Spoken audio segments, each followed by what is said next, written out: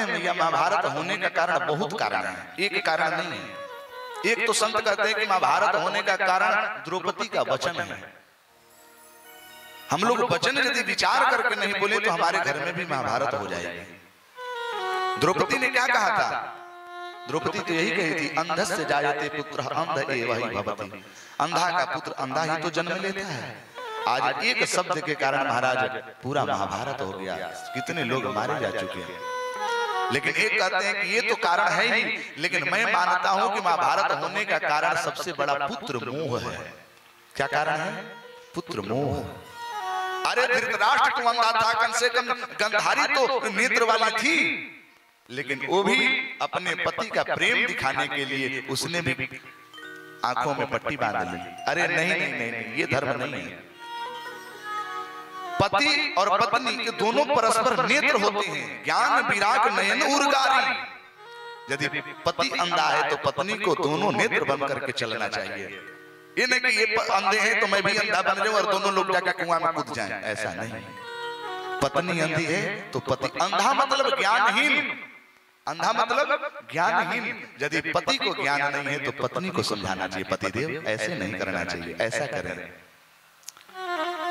अब जैसे कि आपके घर में पति थी यदि 100 ग्राम पौआ मार के घूम रहे हैं तो पत्नी को समझाना चाहिए, हे पतिदेव ये उत्तम नहीं है। यदि वैसे नहीं समझे तो जैसा देवता वैसा पिठार, हमारे यहाँ शास्त्रों में भी कहा गया है। यद्यपि शास्त्र में तो कहा गया है कि पति की पूजा करना चाहिए, पति ही परमेश्वर है, पति ही देवता नार्या पति ही दैवतम परम, पति देवता है, पति की पूजा करना चाहिए। लेकिन हमारे गुरुजी कहते हैं कि देवता का ही तो पूजन करते हैं। पूजन की कई पद्धति, जैसा देवता होते हैं वैसा ही पूजन करना होता है। पति यदि आपको सुंदर मिल गए, सुशील मिल गए, धर्माचरण करने वाले मिल गए तो महाराज चरणों को पखार करके महाराज माथे लगाइए। आज यदि पति ही 200 ग्राम मार के घूम रहे हैं, ढिमिला रहे हैं, तो उनका तो पूजा महाराज अगरबत्ती से नहीं बेलन से करना चाहिए। पति देव इधर आइए, बोलिए भक्तवत्सल भगवान की जय। परस्परम ये विवाह क्यों किया जाता है? यथा हेकेन चक्रेण नरथस्य गतिर्भवेत्। जानते हैं ये दंपति जीवन जो है ना, ये वैवाहिक जीवन पंकज भैया, ये रथ है।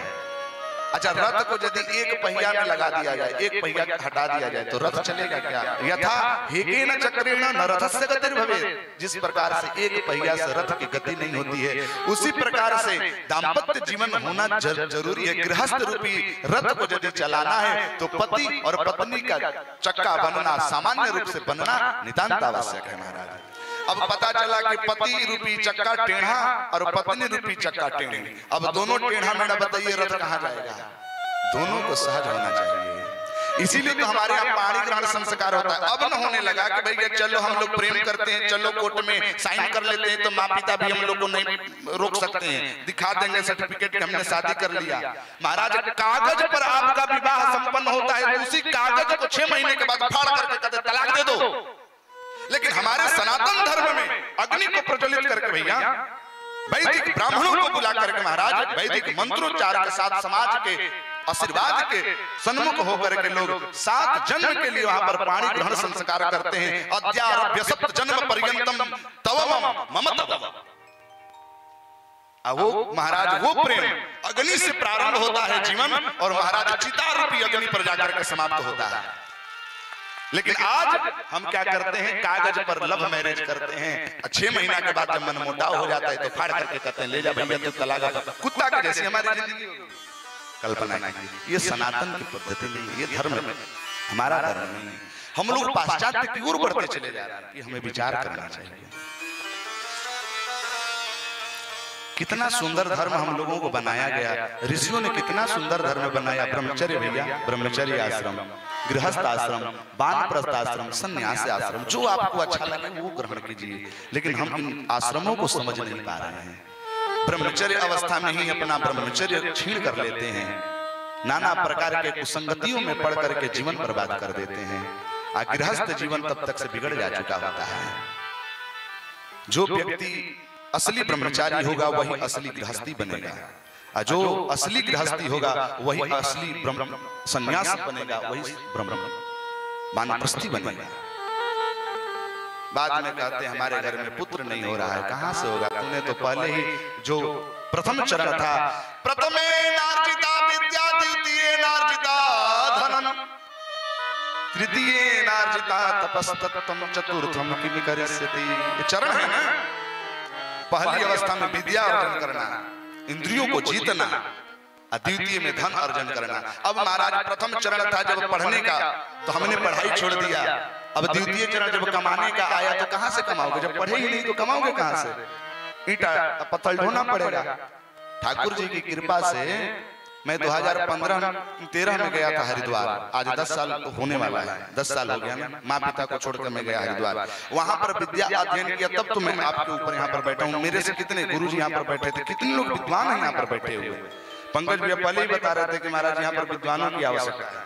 बात हुई थी ना, यहाँ पर बड़े बड़े विद्वान। हम तो पूर्व में उत्तम मया कि यत्र त्रिहोरा पर्यंतम यदि संस्कृतमेव कथा वाचतुम यदि सर्वे जनाः कथिष्यन्ति चेत् तर्हि संस्कृतमेव त्रिहोरा पर्यंतम संस्कृतमेव कथां वाचयिष्यामि नास्ति कश्चित् संशयः सर्वं गुरुदेवः सर्वादः वर्तते भगवत प्रसादः वर्तते। ये सब भगवान की कृपा है। तो मैंने अपने प्रथम चरण में विद्या का अर्जन किया, तब आज थोड़ा बहुत कमा रहा है। तो प्रथम चरण को संभालिए, ब्रह्मचर्य हो अथवा विद्या अर्जन, इसको संभालिए।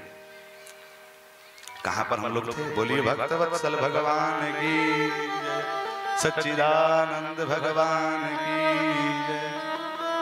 उन्होंने सृष्टि का विस्तार का प्रकरण पूछा। विदुर जी, हाँ विदुर जी के प्रसंग में थे। विदुर जी ने कहा कि अरे धृतराष्ट्र, आप अंधे हो गए हो, आपको दिखाई दे रहा है कि दुर्योधन कितना गलत कार्य कर रहा है। 2 भाई हैं तो दोनों में आधा आधा होना चाहिए। धन्य हैं दोनों भाई। महाभारत में भी 2 भाई और रामायण में भी कितने भाई? संजय भैया कितने भाई? 2 भाई। 4 भाई नहीं थे, वो तो 2 भाई सेवक है ना उनके। अरे राम जी के सेवक लक्ष्मण जी, भरत जी के सेवक शत्रुघ्न जी, तो 2 ही भाई। इधर कौरव और पांडव, लेकिन दोनों में अंतर देखिए महाराज। अयोध्या जैसी पवित्र नगरी, उस नगरी को देख करके इंद्र जैसे बड़े बड़े अमरावती में रहने वाले इंद्र भी लज्जित हो जाता था। काश ऐसी नगरी मेरी अमरावती में होती।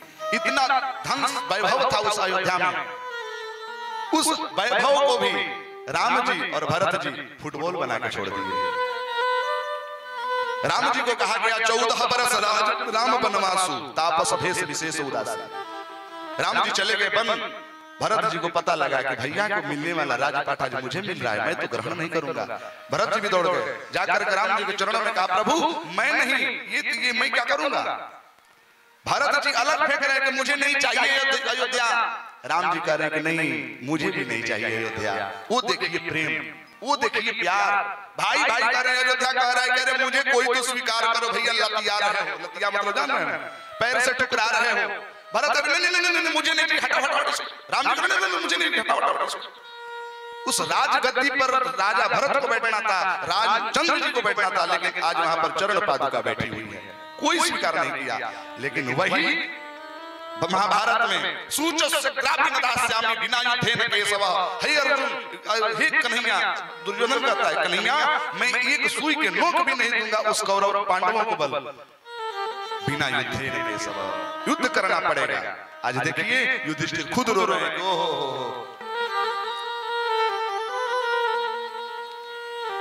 आज युधिष्ठिर कह रहे हैं कि किस पर अब हम लोग राजपाट करेंगे। राज जितना राज्य के सेना थे, सब जो राज्य के जो लोग होते हैं वही तो सेना बनते हैं। सब लोग तो पहले मारे जा चुके हैं, मर गए सब लोग महाभारत के युद्ध में। किस पर राज करूंगा?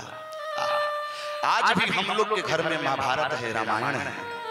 मैया भैया मैं देखा हूं अपने गांव के साइड में 5 इंची जमीन, जानते हैं 5 इंची कितना होता है? 5 इंची पर एक पैर आप रख सकते हैं। उस पर एक व्यक्ति अपना ही भाई ईटा रख दिया महाराज, उसका गोली मार करके उड़ा दिया गया। उसका बालक गुस्सा में आ गया कि मेरे पिता को तूने मारा। उसने भी ईंट उठा करके सर पर मार दिया, ये भी मर गए, वो भी मर गए, बेटा गया जेल। 5 इंची जमीन पर अब रहो, कौन कितना मकान बना रहा है कहो? अरे ले ही रहा था तो अपना ही तो भाई ले रहा था। दोनों भाई तो मर गए, बेटा गया जेल, अब बनाओ 2 ताला मकान। हम लोगों को जिंदगी जो बना है ना वो हंसुआ बना पड़ा है। नोचने की प्रवृत्ति है, कहां से लूट लूं, कहां से घसोट लूं, क्या कर लूं। अरे मूर्ख, सब छोड़ के यहीं जाना था ना। गृहेषु बंधु सुता श्मशाने देहे